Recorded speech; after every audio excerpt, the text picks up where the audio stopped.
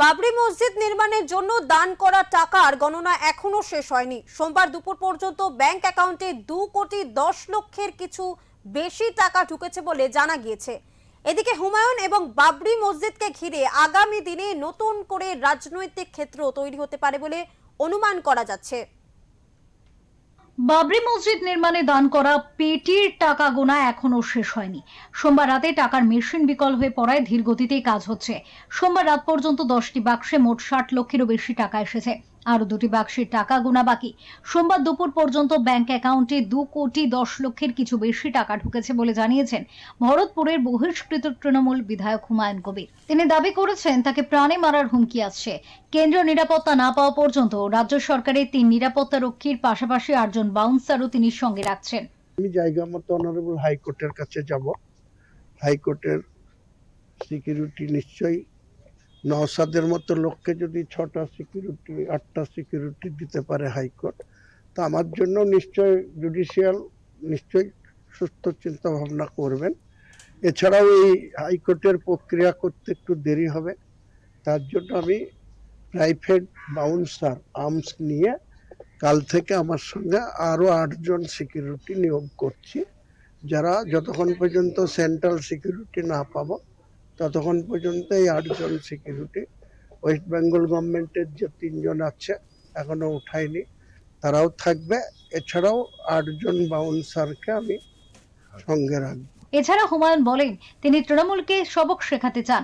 সেই লক্ষ্যে 22শে ডিসেম্বর নতুন দল গঠন করবেন তিনি এবং 135টি আসনে লড়াই করবেন। আমার প্রয়োজন নেই, আমি দলটা 22 তারিখে ওপেন করব, আপনাদেরকে সবাইকে ইনভাইট করব।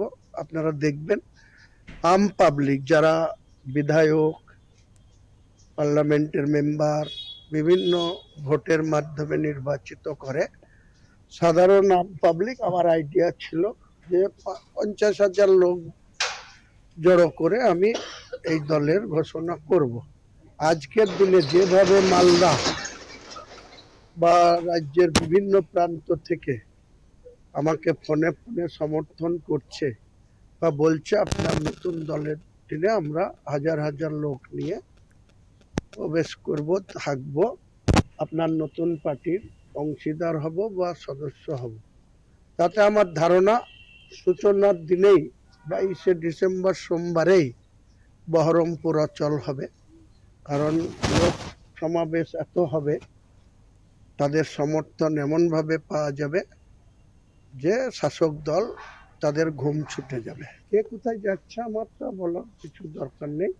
আমি আমার কাউকে হারানোর জন্য দল করছি না, কাউকে জিতানোর জন্য দল করছি না। আমার দলে যারা থাকবে 135টা প্রার্থী দেব, একদম মেকলিগঞ্জ থেকে শুরু করে ওই সুন্দরবন এলাকা, কাকদ্বীপ এলাকা থেকে শুরু করে গোটা রাজ্যের 294-এর মধ্যে 135টা প্রার্থী দেব। উল্লেখ্য 2026-এর বিধানসভা নির্বাচনের ভর কেন্দ্র হতে চলেছে মুর্শিদাবাদ, এমনটাই মনে করছে রাজনৈতিক মহল। এছাড়া অনুমান করা হচ্ছে 6 ডিসেম্বর বাবরি মসজিদের শিলান্যাস অনুষ্ঠান থেকে বিধানসভা নির্বাচনে ধর্মীয় বিভাজনের ট্রাম্প কার্ড খেলে দিয়েছেন হুমায়ুন। সেক্ষেত্রে হুমায়ুন মুসলিম জনসমর্থন কতটা ভোট বাক্সে টানতে পারবে তার উপরে নির্ভর করছে দুই ফুল শিবিরের ভাগ্য। তবে মুসলিম ভোট ব্যাংক হুমায়ুন টানতে পারলে ভোট ভাগাভাগিতে আখেরে গেরুয়া শিবির লাভবান হবে বলেই মনে করছেন রাজনৈতিক মহলের একাংশ। মুর্শিদাবাদ থেকে তাপস ঘোষের রিপোর্ট, ওঙ্কার বাংলা।